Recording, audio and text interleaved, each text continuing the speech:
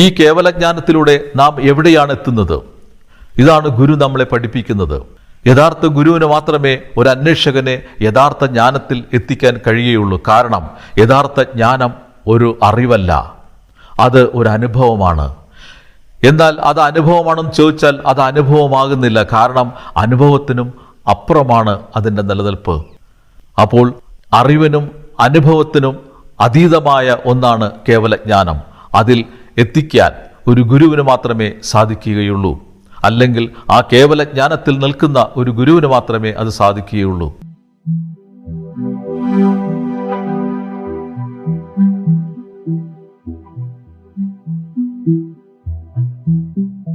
ബോധശാസ്ത്രത്തിൻ്റെ 18ാമത്തെ എപ്പിസോഡിലേക്ക് മാന്യ ശ്രോതാക്കൾക്ക് സ്വാഗതം. ജ്ഞാനവും കേവലജ്ഞാനവും തമ്മിലുള്ള വ്യത്യാസമാണ് ഈ എപ്പിസോഡിലെ പ്രതിപാദ്യ വിഷയം. സ്വർഗത്തിലേക്കും മോക്ഷത്തിലേക്കും നിർവ്വാണയിലേക്കും അല്ലെങ്കിൽ സത്യത്തിലേക്കുമുള്ള ഏകമാർഗം ജ്ഞാനമാണെന്ന് എല്ലാ മതങ്ങളും ആത്മീയശാസ്ത്രങ്ങളും വിളിച്ചു പറയുന്നു. എന്നാൽ എന്താണ് ഈ ജ്ഞാനമെന്ന് ആരും ശ്രദ്ധിച്ചിട്ടില്ല. ജ്ഞാനത്തെ സൂക്ഷ്മമായി നോക്കിയിട്ടില്ല. ജ്ഞാനം രണ്ട് വിധമുണ്ട്. ഒന്ന് ഭൗതിക ജ്ഞാനം, രണ്ട് ആത്മീയ ജ്ഞാനം അല്ലെങ്കിൽ ആത്മജ്ഞാനം. എന്താണ് ഭൗതിക ജ്ഞാനം? പ്രകൃതിയിലെ ഒരു പ്രതിഭാസം, അല്ലെങ്കിൽ പ്രകൃതിയിലെ ഒരു വസ്തു, അല്ലെങ്കിൽ ഒരു ജീവൻ, ഇതിനെക്കുറിച്ച് ആഴത്തിൽ പഠിക്കാൻ ശ്രമിക്കുമ്പോഴാണ് ജ്ഞാനം രൂപം കൊള്ളുന്നത്. ഈ ജ്ഞാനത്തെയാണ് നമ്മൾ ഭൗതിക ജ്ഞാനം എന്ന് പറയുന്നത്. ഇലക്ട്രിസിറ്റി ഒരു പ്രതിഭാസമാണ്. ആ പ്രതിഭാസത്തെ നമ്മുടെ ജീവിതത്തിനായി നാം ഉപയോഗിക്കാൻ തീരുമാനിക്കുമ്പോൾ നാം അതിനെക്കുറിച്ച് കൂടുതലായി അന്വേഷിക്കുന്നു. ആ പ്രതിഭാസത്തെ കൂടുതലായി അറിയാൻ ആഗ്രഹിക്കുന്നു. അങ്ങനെ നമുക്ക് അറിവുണ്ടാകുന്നു, അഥവാ ജ്ഞാനമുണ്ടാകുന്നു. ഈ ജ്ഞാനമാണ് ഇന്ന് നാം കാണുന്ന നമ്മുടെ ശാസ്ത്രവും ടെക്നോളജിയും. അത് നമ്മുടെ ജീവിതത്തിന് വളരെ ആവശ്യവുമാണ് എന്ന് നമുക്കറിയാം. ഈ ജ്ഞാനത്തിൻ്റെ പ്രത്യേകത എന്താണ്? ഈ ജ്ഞാനത്തെ നമുക്ക് ആപേക്ഷിക ജ്ഞാനം എന്ന് വിളിക്കാം. കാരണം ഒന്നിനെ അപേക്ഷിച്ച് മറ്റൊന്ന് നിലനിൽക്കുമ്പോഴാണ് അതിനെ ആപേക്ഷികത എന്ന് വിളിക്കുന്നത്. ഇലക്ട്രിസിറ്റി എന്ന പ്രതിഭാസവും അതിൻ്റെ അനുഭവങ്ങളും ഇല്ലെങ്കിൽ നമുക്ക് അതിനെ ചുറ്റിപ്പറ്റിയുള്ള ഒരു ജ്ഞാനം രൂപീകരിക്കാൻ പറ്റില്ല, സാധ്യമല്ല. അപ്പോൾ കാര്യകാരണ സംബന്ധമായ ഒന്നാണ് ഈ ഭൗതിക ജ്ഞാനമെന്ന് നമുക്ക് മനസ്സിലാക്കാൻ സാധിക്കും. കറുപ്പുണ്ടെങ്കിൽ വെളുപ്പുണ്ട്, വെളുപ്പുണ്ടെങ്കിൽ കറുപ്പുണ്ട്, നന്മയുണ്ടെങ്കിൽ തിന്മയുണ്ട്, സ്നേഹമുണ്ടെങ്കിൽ വെറുപ്പുണ്ട്. ഇങ്ങനെ ഒന്നിനെ അപേക്ഷിച്ച് മറ്റൊന്ന് നിലനിൽക്കുമ്പോഴാണ് അതിനെ ആപേക്ഷികത എന്ന് പറയുന്നത്. ഇതിൽ ഒന്ന് നഷ്ടപ്പെട്ടാൽ മറ്റൊന്നില്ല. അപ്പോൾ രണ്ടും ഇല്ലാത്തതാണെന്ന് നമുക്ക് വ്യക്തമാകും. കാര്യമില്ലെങ്കിൽ കാരണമില്ല, കാരണമില്ലെങ്കിൽ കാര്യവുമില്ല. അതാണ് ഈ അറിവിൻ്റെ പ്രത്യേകത. എന്ന് പറഞ്ഞാൽ ഈ അറിവിന് എപ്പോഴും മറ്റൊന്നായി മാറാൻ കഴിയും. അല്ലെങ്കിൽ ഈ അറിവ് നാം സദാസമയം അപ്ഡേറ്റ് ചെയ്തുകൊണ്ടിരിക്കും എന്നർത്ഥം. ഇനി രണ്ടാമത്തെ ജ്ഞാനമാണ് ആത്മജ്ഞാനം. എല്ലാ മതങ്ങളും സ്വർഗത്തിലേക്കും മോക്ഷത്തിലേക്കും നിർവ്വാണയിലേക്കും നിർദ്ദേശിക്കുന്ന ഏകമാർഗമാണ് ഈ ആത്മജ്ഞാനം. എന്താണ് ആത്മജ്ഞാനം? ആത്മാവ് നിലനിൽക്കുന്നു, അത് നമ്മിൽ നിന്നും അന്യമായ ഒരു വസ്തുവാണ്, അല്ലെങ്കിൽ ഊർജമാണ്, അല്ലെങ്കിൽ അതൊരു പ്രതിഭാസമാണ് എന്ന് ചിന്തിച്ചുകൊണ്ട് നാം ആത്മാവിനെക്കുറിച്ച് കൂടുതൽ അറിയാൻ ആഗ്രഹിക്കുന്നു. കാണാനോ യഥാർത്ഥത്തിൽ അനുഭവിക്കാനോ കഴിയാത്ത ആത്മാവിനെക്കുറിച്ച് നാം സങ്കല്പങ്ങൾ രൂപീകരിക്കുന്നു. ഈ സങ്കല്പങ്ങളെ ആത്മാർത്ഥതയോടെ നാം നമ്മുടെ ബോധമണ്ഡലത്തിലേക്ക് അയക്കുമ്പോൾ അത് മതിഭ്രമ അനുഭവമായി നമുക്ക് അനുഭവപ്പെടുന്നു. അങ്ങനെ ഈ ആത്മജ്ഞാനം നാം വികസിപ്പിച്ചെടുക്കുന്നു. എല്ലാ മതങ്ങളും എല്ലാ ആത്മീയ ശാസ്ത്രങ്ങളും എല്ലാ സാധനകളും എല്ലാ പ്രാർത്ഥനകളും എല്ലാ ആത്മീയ രീതികളും ഇത്തരത്തിലുള്ള മതിഭ്രമ അനുഭവങ്ങളിൽ നിന്ന് ഉണ്ടാകുന്ന അറിവുകളാണ്. ഈ അറിവുകളെയും ഈ അനുഭവത്തെയും നിഷേധിക്കാൻ ഭൗതിക ശാസ്ത്രത്തിന് പോലും സാധ്യമല്ല. അതുകൊണ്ടാണ് ഭൗതിക ശാസ്ത്രം ആത്മീയ ശാസ്ത്രങ്ങളിൽ ഇടപെടാത്തത്. അപ്പോൾ ഭൗതിക ശാസ്ത്രം അനുഭവങ്ങളെ ആധാരമാക്കി അറിവിനെ വികസിപ്പിക്കുമ്പോൾ മതവും ആത്മീയ ശാസ്ത്രങ്ങളും അതേ അനുഭവത്തെ ഉപയോഗിച്ചുകൊണ്ട് തന്നെ അവരും ഈ ആത്മജ്ഞാനത്തെ വികസിപ്പിക്കുന്നു. അങ്ങനെ രണ്ട് ജ്ഞാനങ്ങളും ഇവിടെ നിലനിൽക്കുന്നു. ഭൗതിക ജ്ഞാനത്തെ പോലെ തന്നെ ആത്മീയ ജ്ഞാനവും ആപേക്ഷികമാണ്. അതും മതിഭ്രമ അനുഭവത്തെ ആധാരമാക്കിയുള്ളതാണ്. ഈ മതിഭ്രമ അനുഭവം നമുക്ക് വാസ്തവമായി തോന്നുന്നത് കൊണ്ടാണ് നമ്മുടെ ആത്മീയതയും നമുക്ക് വാസ്തവമായി തോന്നുന്നത്. ഇവിടെയാണ് പ്രശ്നം.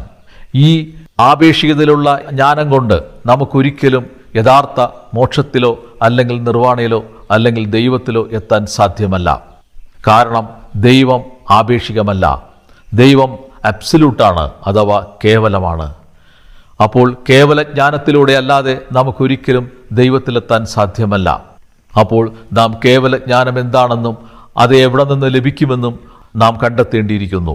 എന്നാൽ കേവല ജ്ഞാനം നമ്മെ പഠിപ്പിക്കാൻ കഴിവുള്ള ഒരു ഗുരുവിനെ നാം ഈ ഭൂമിയിൽ കാണുന്നില്ല. അതാണ് നമ്മുടെ പ്രശ്നം. ഈ പ്രപഞ്ചത്തെയും ഈ പ്രപഞ്ച ശക്തികളെയും ജീവനെയും മനുഷ്യനെയും സൃഷ്ടിക്കാൻ കഴിവുള്ള ഒരു ശക്തനായ ഒരു അതിഭൗതിക ശക്തി ഇവിടെ നിലനിൽക്കുന്നുണ്ട്. അതിനെ അവർ ദൈവമെന്ന് വിളിക്കുന്നു. ഈ ദൈവം ആകാശമേഘങ്ങളിൽ പ്രത്യക്ഷപ്പെട്ട് അന്ത്യനാളിൽ മനുഷ്യനെ നന്മയുടെയും തിന്മയുടെയും അടിസ്ഥാനത്തിൽ വേർതിരിച്ച് സ്വർഗത്തിലേക്കും നരകത്തിലേക്കും നയിക്കുമെന്നാണ് എല്ലാ സെമിറ്റിക് ബന്ധങ്ങളും വിശ്വസിക്കുന്നത്. ആ വിശ്വാസമാണ് അവർ തങ്ങളുടെ വിശ്വാസികളിൽ അടിച്ചേൽപ്പിക്കുന്നത്. എന്നാൽ എന്താണ് ഈ നന്മയും തിന്മയും എന്ന് ഇവരാരും കണ്ടെത്താൻ ശ്രമിച്ചിട്ടില്ല. നന്മയുടെയും തിന്മയുടെയും അടിസ്ഥാനം എന്തെന്ന് ഇവർ മനസ്സിലാക്കാൻ കൂട്ടാക്കിയില്ല. ജനസംഖ്യാ വർധനവ് കൊണ്ടും മനുഷ്യന്റെ സ്വാർത്ഥത കൊണ്ടും ഉണ്ടാകുന്ന ഒരു പ്രതിഭാസമാണ് നന്മയും തിന്മയും. ഇവ ആപേക്ഷികങ്ങളാണ്, ഇവ ഉള്ളതല്ല. നന്മയ്ക്ക് തിന്മയാകാനും തിന്മയ്ക്ക് നന്മയാകാനും കഴിയുമെന്നുള്ള സത്യവും ഇവർ മറന്നുപോകുന്നു. ഈ ദൈവം ശക്തിയാണെന്ന് ഇവർ മനുഷ്യരെ ബോധ്യപ്പെടുത്തുന്നത് ചില ഭാവപ്പകർച്ചകളിലൂടെയാണ്. പുണ്യാളൻ കൂടുന്നു, ദേവി കൂടുന്നു, ദേവൻ കൂടുന്നു, അല്ലെങ്കിൽ പിശാച് കൂടുന്നു. ഇങ്ങനെയുള്ള ഈ മതിഭ്രമ അനുഭവങ്ങളെ ആധാരമാക്കിയാണ് ഇവർ ദൈവത്തെയും പിശാചിനെയും സത്യമെന്ന് തെളിയിക്കാൻ ശ്രമിക്കുന്നത്. ഇങ്ങനെ ഒരു കൂട്ടം മനുഷ്യർ മാനസികമായ ഡിപ്രഷൻ കൊണ്ട് അല്ലെങ്കിൽ ആഗ്രഹങ്ങളും അഭിലാഷങ്ങളും പ്രതീക്ഷകളും സാധിക്കാതെ വരുമ്പോൾ ഉണ്ടാകുന്ന ഡിപ്രഷൻ അസഹനീയമായ ഒരു ഭ്രാന്തായി മാറുമ്പോൾ ആ ഭ്രാന്ത് കാണിക്കുന്ന മനുഷ്യനിൽ പിശാച് കൂടിയിരിക്കുന്നു എന്ന് പറയുകയും അങ്ങനെ ആ പിശാചിനെ ഒഴിപ്പിക്കാനുള്ള തന്ത്രങ്ങൾ ഇവരാരായുകയും ചെയ്യുന്നു. അതുപോലെ തന്നെ പുണ്യാളനും ദേവിയും ദേവനും കൂടിയെന്നും അതിൻ്റെ തെളിവായി ഇവർ ചാടുകയും തുള്ളുകയും നിലത്ത് കിടന്ന് ഉരുളുകയും വികലമായ ഭാഷകൾ സംസാരിക്കുകയും ഭാവി പ്രവചിക്കുകയും ഒക്കെ ചെയ്യുന്നു. ഇത് ദൈവിക ശക്തിയാണെന്ന് വിചാരിച്ച് മനുഷ്യർ ഇത്തരം ആൾദൈവങ്ങളെ അംഗീകരിക്കുന്നു. ഈ ആൾദൈവങ്ങൾ സത്യത്തിൽ ഈ സമൂഹത്തിൽ അല്ലെങ്കിൽ മനുഷ്യ സമൂഹത്തിൽ ഇവർ പ്രശ്നങ്ങൾ മാത്രമാണ് സൃഷ്ടിക്കുന്നത്. ഇവർ ചേരിതിരിഞ്ഞ് വ്യത്യസ്ത ദൈവങ്ങളാണെന്ന് വാദിക്കുകയും അങ്ങനെ എൻ്റെ ദൈവം സത്യമാണ്, നിന്റെ ദൈവം സത്യമല്ല എന്ന തർക്കം സൃഷ്ടിച്ച് ഇവർ യുദ്ധവും സമാധാനക്കേടും ഈ സമൂഹത്തിൽ സൃഷ്ടിക്കുന്നു. അതിലൂടെ ഇവർ കോടിക്കണക്കിന് രൂപ സമ്പാദിക്കുകയും ചെയ്യുന്നു. ഇങ്ങനെ മനുഷ്യരിൽ ദൈവിക അനുഭവവും പൈശാചിക അനുഭവവും സൃഷ്ടിച്ച് അവരെ ഭീതിയുള്ളവരാക്കുകയും ഭയത്തിൽ നിലനിർത്തുകയും ചെയ്യുന്നു. അങ്ങനെ ഈ ജ്ഞാനം നമ്മെ അപകടത്തിലേക്ക് നയിക്കുന്നു എന്ന് കാണാം. അപ്പോൾ ഇന്ന് നിലനിൽക്കുന്ന ആത്മീയ ജ്ഞാനം നമ്മെ സ്വർഗത്തിലേക്കോ മോക്ഷത്തിലേക്കോ നിർവ്വാണയിലേക്കോ നയിക്കുന്ന ഒന്നല്ല. ഈ ജ്ഞാനം കടൽ പോലെ വിശാലമാണ്. ഇത് കൂടുതൽ അറിയുന്തോറും ഇത് കൂടുതൽ അനന്തമായി മാറുന്നത് കാണാം. ഭൗതിക ജ്ഞാനവും ആത്മീയ ജ്ഞാനവും അങ്ങനെ കടല് പോലെ വിശാലമായി കിടക്കുന്നു. നമുക്കൊരിക്കലും ഈ ജ്ഞാനത്തെ ഒരു ജന്മം കൊണ്ട് സ്വന്തമാക്കാൻ സാധ്യമല്ല. ഈ ജ്ഞാനം എങ്ങനെയാണ് നമ്മെ യഥാർത്ഥ ആത്മീയതയിലേക്ക് നയിക്കുന്നത്, എങ്ങനെയാണ് മോക്ഷത്തിലേക്കും സ്വർഗത്തിലേക്കും അല്ലെങ്കിൽ നിർവ്വാണയിലേക്കും നയിക്കുന്നത് എന്ന് നമുക്ക് വ്യക്തതയുമില്ല, നിശ്ചയവുമില്ല. അവിടെയാണ് കേവലജ്ഞാനത്തിൻ്റെ പ്രസക്തി. എന്താണ് കേവലജ്ഞാനം? ആപേക്ഷികമല്ലാത്ത ജ്ഞാനത്തെയാണ് കേവലജ്ഞാനം എന്ന് വിളിക്കുന്നത്, അഥവാ അബ്സല്യൂട്ട് വിസ്ഡം എന്ന് വിളിക്കുന്നത്. ഇനി ഒന്നും അറിയാൻ ബാക്കിയില്ല എന്ന അറിവിനെയാണ് കേവലജ്ഞാനം എന്ന് വിളിക്കുന്നത്. സൂക്ഷ്മമായ നിരീക്ഷണം കൊണ്ട് നിനക്ക് കേവലജ്ഞാനത്തിൽ എത്താമെന്നാണ് ഗുരു നമ്മെ പഠിപ്പിക്കുന്നത്. എന്താണ് സൂക്ഷ്മജ്ഞാനം? നീ അറിയുന്നതിനെ ഒന്നുകൂടി തിരിച്ചറിയുക, അതിനെയാണ് സൂക്ഷ്മജ്ഞാനം എന്ന് ബോധശാസ്ത്രം കണ്ടെത്തിയത്. നാം നമ്മുടെ ജീവിതത്തെയും ആത്മീയതയെയും യാഥാർത്ഥ്യമാണെന്ന് ധരിക്കുന്നത് അനുഭവങ്ങളുടെ അടിസ്ഥാനത്തിലാണ്. എന്നാൽ ഈ അനുഭവങ്ങളെ നാം ഒന്നുകൂടി വിശകലനം ചെയ്യാനോ ഒന്നുകൂടി അന്വേഷിക്കുവാനോ തയ്യാറല്ല. അങ്ങനെ ഈ അനുഭവങ്ങളെ നാം ഒന്നുകൂടി പരിശോധിക്കുമ്പോൾ, അതിനെ സൂക്ഷ്മമായി നോക്കുമ്പോൾ അവിടെ കേവലജ്ഞാനം ഉത്ഭവിക്കുന്നു. അനുഭവങ്ങളെ നാം ഒന്നുകൂടി അറിയാൻ ശ്രമിക്കുമ്പോൾ നമുക്ക് മനസ്സിലാകും ഈ അനുഭവങ്ങൾ ഒന്നും ഇല്ലാത്തതാണ്, ഇവ നിലനിൽക്കുന്നതല്ല, ഇവയെല്ലാം നശ്വരങ്ങളാണ്. അപ്പോൾ എന്താണ് ഈ കേവലജ്ഞാനം? ഈ പ്രപഞ്ചവും ഇതിലെ പ്രതിഭാസങ്ങളും ഇതിലെ ശക്തികളും എല്ലാം ഉണ്ടായി നിലനിന്ന് മറയുന്ന വെറും തോന്നലുകൾ മാത്രമാണ്. ഇതിനെയാണ് നാം നശ്വരത എന്ന് വിളിക്കുന്നത്. കേവലജ്ഞാനം അന്വേഷിക്കുന്ന കാലഘട്ടത്തിൽ ഞാൻ പലപ്പോഴും തെറ്റിദ്ധരിച്ചിട്ടുണ്ട്. ഇനി ഒന്നും അറിയാൻ ബാക്കി ഉണ്ടാകാത്ത അവസ്ഥ എങ്ങനെ ഉണ്ടാകും? എല്ലാ ജ്ഞാനങ്ങളും ഈ ലോകത്തിലുള്ള ഭൗതികവും ആത്മീയവുമായ എല്ലാ അറിവുകളും സ്വന്തമാക്കി ഇനി ഒന്നും അറിയാൻ ബാക്കിയില്ല എന്ന അറിവിനെയാണ് കേവലജ്ഞാനം എന്നാണ് ഞാൻ വിചാരിച്ചിരുന്നത്. പക്ഷേ പിന്നീട് ഞാൻ സൂക്ഷ്മമായി നിരീക്ഷിച്ചപ്പോൾ കേവലജ്ഞാനം വളരെ വ്യക്തമായി എൻ്റെ മുന്നിലേക്ക് വന്നു. ഈ പ്രപഞ്ചത്തിൽ നശ്വരമല്ലാത്തതായി ഒന്നുമില്ല. അങ്ങനെയെങ്കിൽ നശ്വരമായ ഒരു വസ്തുവിനെക്കുറിച്ച് നമുക്ക് അന്വേഷിക്കേണ്ട ആവശ്യമില്ല. ഒരു വസ്തു നശിച്ചുകൊണ്ടിരിക്കുകയാണെങ്കിൽ, അത് ഉണ്ടായി നിലനിന്ന് മറയുകയാണെങ്കിൽ നാം അതിനെ അന്വേഷിക്കുന്നത് വിഡ്ഢിത്തമാണ്. അത്തരമൊരു വിഡ്ഢിത്തമാണ് ഞാൻ ഇത്രയും നാൾ ചെയ്തുകൊണ്ടിരുന്നത് എന്നെനിക്ക് ബോധ്യമായി. നാം ഒരു സ്വപ്നം കാണുമ്പോൾ, നാം ഒരു സിനിമ കാണുമ്പോൾ ഇവയെല്ലാം ഇല്ലാത്തത് ഉണ്ട് എന്ന് നമ്മെ തോന്നിപ്പിക്കുന്ന പ്രതിഭാസങ്ങളാണ്. ഈ പ്രതിഭാസങ്ങളുടെ പിന്നാലെ നാം ഒരിക്കലും പോകാറില്ല. ഇവയിലെ സത്യത്തെ അന്വേഷിച്ച് നാം ഒരിക്കലും നടക്കാറില്ല. കാരണം അത് ഇല്ലാത്തതാണെന്ന് നമുക്കറിയാം. സിനിമയിൽ ഒരു പ്രതിഭാസത്തെ നിങ്ങൾ കണ്ടാൽ നിങ്ങൾ ഒരിക്കലും അതിൻ്റെ സംവിധായകനോട് ആ പ്രതിഭാസം എന്തുകൊണ്ടാണ്, അല്ലെങ്കിൽ അതെങ്ങനെയാണ്, അത് ഉള്ളതാണോ എന്ന് നിങ്ങൾ ചോദിക്കില്ല. കാരണം നിങ്ങൾക്കറിയാം അത് വെറും പടമാണ്, അത് വെറും ഭാവനയാണ്, അത് വെറും സങ്കല്പമാണ്. സ്വപ്നം കൊണ്ട് നിങ്ങൾക്കൊരു അനുഭവം ഉണ്ടായാൽ നിങ്ങൾ ഒരിക്കലും എന്തുകൊണ്ടാണ് എനിക്ക് ഈ അനുഭവം ഉണ്ടായത് എന്ന് നിങ്ങൾ അന്വേഷിക്കാൻ കൂട്ടാക്കില്ല. കാരണം സ്വപ്നം ഇല്ലാത്തതാണ്, അത് മിഥ്യയാണ്. അതുപോലെ തന്നെ ജാഗ്രത എന്ന് പറയുന്ന ഈ പ്രപഞ്ചവും ഇതിലെ ശക്തികളും ഇതിലെ പ്രതിഭാസങ്ങളും എല്ലാം ഒന്നും ഇല്ലാത്തതാണ്. പക്ഷേ ഇല്ലാത്തതാണെന്ന് നമുക്കൊരിക്കലും അനുഭവപ്പെടാറില്ല. കാരണം നാം ഒരിക്കലും അത്തരം അനുഭവങ്ങളെ സൂക്ഷ്മമായി നിരീക്ഷിച്ചിട്ടില്ല. അതുകൊണ്ടാണ് നമുക്കത് ഇല്ലാത്തതെന്ന് തോന്നാതിരുന്നതിൻ്റെ കാരണം. അപ്പോൾ കേവലജ്ഞാനം എന്ന് പറയുന്നത് ഇനിയൊന്നും അറിയാൻ ബാക്കിയില്ല, ഇനിയൊന്നും അന്വേഷിക്കേണ്ട ആവശ്യമില്ല എന്നൊരു മനുഷ്യൻ എന്താണോ സ്വയം കണ്ടെത്തുന്നത്, അവിടെ കേവലജ്ഞാനം ആരംഭിക്കുന്നു. ഈ കേവലജ്ഞാനത്തിന് ഒരിക്കലും ആപേക്ഷികമാകാൻ പറ്റില്ല. കാരണം ഒരു വസ്തു നശിച്ചുകൊണ്ടിരിക്കുകയാണെങ്കിൽ അതിനെക്കുറിച്ച് ഒന്നും അന്വേഷിക്കേണ്ട ആവശ്യമില്ല എന്ന് നാം തീരുമാനിക്കുമ്പോൾ അവിടെ ആപേക്ഷികത അപ്രത്യക്ഷമാകുന്നു. ഈ കേവലജ്ഞാനത്തിലൂടെ നാം എവിടെയാണ് എത്തുന്നത്? ഇതാണ് ഗുരു നമ്മളെ പഠിപ്പിക്കുന്നത്. യഥാർത്ഥ ഗുരുവിന് മാത്രമേ ഒരു അന്വേഷകനെ യഥാർത്ഥ ജ്ഞാനത്തിൽ എത്തിക്കാൻ കഴിയുകയുള്ളൂ. കാരണം യഥാർത്ഥ ജ്ഞാനം ഒരു അറിവല്ല, അത് ഒരു അനുഭവമാണ്. എന്നാൽ അത് അനുഭവമാണെന്ന് ചോദിച്ചാൽ അത് അനുഭവമാകുന്നില്ല. കാരണം അനുഭവത്തിനും അപ്പുറമാണ് അതിൻ്റെ നിലനിൽപ്പ്. അപ്പോൾ അറിവിനും അനുഭവത്തിനും അതീതമായ ഒന്നാണ് കേവലജ്ഞാനം. അതിൽ എത്തിക്കാൻ ഒരു ഗുരുവിന് മാത്രമേ സാധിക്കുകയുള്ളൂ. അല്ലെങ്കിൽ ആ കേവലജ്ഞാനത്തിൽ നിൽക്കുന്ന ഒരു ഗുരുവിന് മാത്രമേ അത് സാധിക്കുകയുള്ളൂ. അപ്പോൾ ഒരു യഥാർത്ഥ ഗുരുവിൻ്റെ ഡെഫിനിഷൻ ഇവിടെ വ്യക്തമാകുന്നു. സ്വന്തം അധ്വാനത്തിൽ നിലനിൽക്കുന്ന കേവലജ്ഞാനത്തെ അനുഭവിക്കുന്ന ഒരു വ്യക്തിയെയാണ് നാം ഗുരു എന്ന് വിളിക്കേണ്ടത്. ഇതാണ് ഗുരുവിൻ്റെ യഥാർത്ഥത്തിലുള്ള ഡെഫിനിഷൻ. ഇത് നമുക്ക് വളരെ എളുപ്പത്തിൽ കണ്ടുപിടിക്കാം. നമ്മൾക്ക് ജ്ഞാനം പകർന്നു തരുന്ന ഗുരു യഥാർത്ഥമാണോ, അല്ലെങ്കിൽ അദ്ദേഹം കേവലജ്ഞാനത്തിൽ എത്തിയിട്ടുണ്ടോ, അല്ലെങ്കിൽ കേവലജ്ഞാനിയാണോ, അത് അനുഭവിക്കുന്ന ആളാണോ എന്ന് നമുക്ക് നിസ്സംശയം കണ്ടെത്താം. സ്വന്തം അധ്വാന ബലത്തിൽ നിന്നുകൊണ്ട് നമ്മളെ ഉപദേശിക്കുമ്പോൾ നമുക്ക് അതിൻ്റെ ആദ്യ പകുതി മനസ്സിലാക്കുന്നു. ഈ വ്യക്തി എന്നെ കബളിപ്പിക്കില്ല, ഇദ്ദേഹത്തിന് എന്നെ കബളിപ്പിക്കേണ്ട ആവശ്യമില്ല, ഇദ്ദേഹത്തിന് എന്നോട് നുണ പറയേണ്ട കാര്യമില്ല, ഇദ്ദേഹത്തിന് എന്നോട് തൻ്റെ അനുഭവം അല്ലാത്തതൊന്നും പറയേണ്ട ആവശ്യമില്ല. കാരണം ഇയാൾക്ക് എന്നിൽ നിന്നും ഒരു നേട്ടവുമില്ല. പക്ഷെ അതുകൊണ്ട് തീർന്നില്ല. ഒരു വ്യക്തി സ്വന്തം വരുമാനത്തിൽ നിന്നുകൊണ്ട് എന്തെങ്കിലും പറഞ്ഞാൽ അത് സത്യമാകണമെന്നില്ല. ഇനി അദ്ദേഹത്തിന് കേവലജ്ഞാനമുണ്ടോ എന്ന് നമുക്ക് പരിശോധിച്ച് നോക്കാം. കേവലജ്ഞാനത്തിൽ അദ്ദേഹത്തിന് നമ്മെ എത്തിക്കാൻ പറ്റുമോ എന്ന് നോക്കാം. അപ്പോൾ അതിനു മുമ്പ് നാം കേവലജ്ഞാനത്തിൻ്റെ അനുഭവം എന്താണെന്ന് നോക്കണം. ഞാൻ നേരത്തെ പറഞ്ഞു, കേവലജ്ഞാനം ഒരു അനുഭവമല്ല.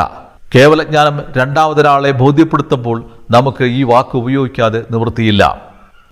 6 ബോധതലങ്ങളിൽ ഏറ്റവും മുകളിൽ നിൽക്കുന്ന ബുദ്ധന്റെ ബോധതലത്തിൽ മാത്രമേ ഈ കേവലജ്ഞാനം അനുഭവമാകുകയുള്ളൂ. എന്താണ് ഈ കേവലജ്ഞാനത്തിൻ്റെ അനുഭവം? നാം അത് നേരത്തെ പറഞ്ഞു കഴിഞ്ഞു. ബോധം അഖണ്ഡ നിശ്ചല നിസ്സംഗ പരമാനന്ദ സ്വരൂപമാണ്. ഈ ഒരു അനുഭവം ഞാൻ നേരത്തെ പറഞ്ഞു, ഇത് അനുഭവം എന്ന് വിളിക്കാൻ സാധ്യമല്ല. എങ്കിലും നമുക്ക് തൽക്കാലത്തേക്ക് അങ്ങനെ പറയാനേ നിവൃത്തിയുള്ളൂ. ഈ അനുഭവത്തിലേക്ക് ഗോപാലൻ എന്ന ജാഗ്രതയിലെ നിരീക്ഷകൻ എന്ന് ഉണരുന്നുവോ അന്ന് അയാൾ കേവലജ്ഞാനത്തിൽ എത്തിയിരിക്കുന്നു. ഇനി ഈ കേവലജ്ഞാനം എന്താണെന്ന് നോക്കുക. അഖണ്ഡത, അഖണ്ഡമായ ഒരു അനുഭവം നിങ്ങൾക്കുണ്ടാകണം. അപ്പോൾ അതൊരനുഭവമാണോ? അതാണ് ചോദ്യം. അഖണ്ഡത ഒരു അനുഭവമല്ല, ഗണ്യതയുടെ ഓപ്പോസിറ്റ് അല്ല, അല്ലെങ്കിൽ എതിരല്ല, അല്ലെങ്കിൽ അതിന് വിപരീതമല്ല അഖണ്ഡത. നിങ്ങളൊരു സാരിയിൽ നിന്നും ഒരു കഷ്ണം തുണി മുറിച്ചു മാറ്റുക. അപ്പോൾ നമുക്ക് പറയാം ആ സാരിയുടെ ഒരു ഖണ്ഡമാണ് ഈ നമ്മൾ മുറിച്ചു മാറ്റിയിരിക്കുന്ന ഭാഗം. നിങ്ങൾ ആ ഖണ്ഡത്തെ വീണ്ടും ആ സാരിയോട് ചേർത്താൽ അതൊരു മുഴുവൻ സാരിയാകുമെന്ന് നിങ്ങൾ പറയുന്നു. എന്നാൽ ഈ സാരി മറ്റെന്തിൻ്റെയോ ഖണ്ഡമാണ്. ഈ സാരി അഖണ്ഡമല്ല. അപ്പോൾ ഒരിക്കലും ഗണ്യതയുടെ ഓപ്പോസിറ്റ് അല്ല അഖണ്ഡത. അത് നാം ആദ്യം മനസ്സിലാക്കണം. അഖണ്ഡതയെ നമുക്ക് അനന്തമെന്ന് വിളിക്കാൻ നിവൃത്തിയില്ല. അഖണ്ഡത ഒരു അനുഭവത്തിനും അതീതമായ അനുഭവമാണ്. 2, നിശ്ചലത. ചലിക്കാത്തതല്ല നിശ്ചലത. ബോധത്തിൻ്റെ നിശ്ചലത എന്നത് ഒരു അനുഭവം കൊണ്ടും സൂചിപ്പിക്കാൻ പറ്റാത്ത ഒന്നാണ്. എന്നാൽ നാം ഇതെല്ലാം എല്ലാ ദിവസവും അനുഭവിക്കുന്നുണ്ട് താനും. അതാണ് ഇതിൻ്റെ രസകരമായ വശം. 3, നിസ്സംഗത. വികാരങ്ങളില്ലാത്ത അവസ്ഥയല്ല, അല്ലെങ്കിൽ വികാരങ്ങളുടെ ഓപ്പോസിറ്റായ അല്ലെങ്കിൽ വിപരീതമായ ഒന്നല്ല നിസ്സംഗത. നാം എല്ലാം വിചാരിക്കും വികാരങ്ങൾ ഇല്ലാത്ത അവസ്ഥ എന്നത് വികാരങ്ങൾക്ക് വിപരീതമായ ഒരവസ്ഥയാണെന്ന്. അല്ല. ദേഷ്യത്തിൻ്റെ പ്രതിവികാരമാണ് സ്നേഹം, നന്മയുടെ പ്രതിവികാരമാണ് തിന്മ. എന്നാൽ നന്മയ്ക്കും തിന്മയ്ക്കും സ്നേഹത്തിനും വെറുപ്പിനും അതീതമായ ഒരവസ്ഥയുണ്ട്. ഈ അവസ്ഥയാണ് നാം നിസ്സംഗത എന്ന് വിളിക്കുന്നത്. ഇതും ഒരു അനുഭവം എന്ന് വിളിക്കാൻ നമുക്ക് സാധ്യമല്ല. കാരണം നാം ഗാഠനിദ്രയിലേക്ക് പോകുമ്പോൾ അവിടെ നമുക്ക് ഗണ്ണിച്ചു എന്ന അനുഭവം ഉണ്ടാകുന്നില്ല. എന്നാൽ അഖണ്ഡമാണെന്നുള്ള അനുഭവം അവിടെയില്ല. അപ്പോൾ അഖണ്ഡത ഒരനുഭവമല്ലെന്ന് വ്യക്തമാകുന്നു. 2, നാം ഗാഠനിദ്രയിലേക്ക് പോകുമ്പോൾ നമ്മുടെ ശരീരം ചിലപ്പോൾ ഒന്ന് മറിഞ്ഞേക്കാം, തിരിഞ്ഞേക്കാം. പക്ഷേ ആ ശരീരത്തിൻ്റെ ചലനം പോലും നാം ഗാഠനിദ്രയിൽ അനുഭവിക്കുന്നില്ല, അറിയുന്നില്ല.